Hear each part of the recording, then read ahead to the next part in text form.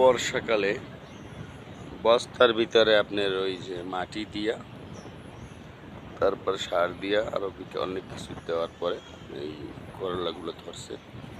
গাছের ভিতরে প্রচুর করলা,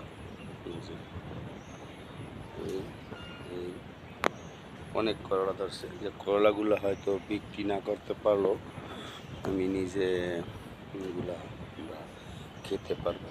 আর আমার বাগানটা আগে পুরা দেখাই। এটা আমার শখের বাগান।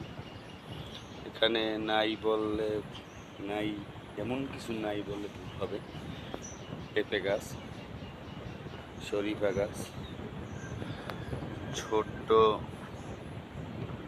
একেবারে চায়না কমলা, এটা হলো কদবেল গাছ, বোম্বাই মরিচ, সাহেবি কচু, বেগুন, ঝালমরিচ, এরপরে পেয়ারা গাছ, বড়ই গাছ, এটা হলো বটবটি গাছ, এটা হলো দুধমান কচু, তারপরে এগুলো হলো ঝিঙ্গা, কাঁকরোল, করলা, তারপরে এই যে ডাঁটা শাক, তারপরে বেগুন, এটা হচ্ছে আপনার দেহা।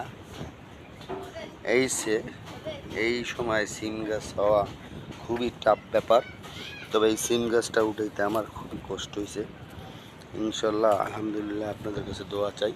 এই সিম গাছটা খুবই কষ্ট হয়েছে উড়াইতে। বৃষ্টির সময় গোড়া ঢাইকে দিছি, আবার বৃষ্টি শেষ হয়ে গেলে আবার গোড়া উঠাই দিছি।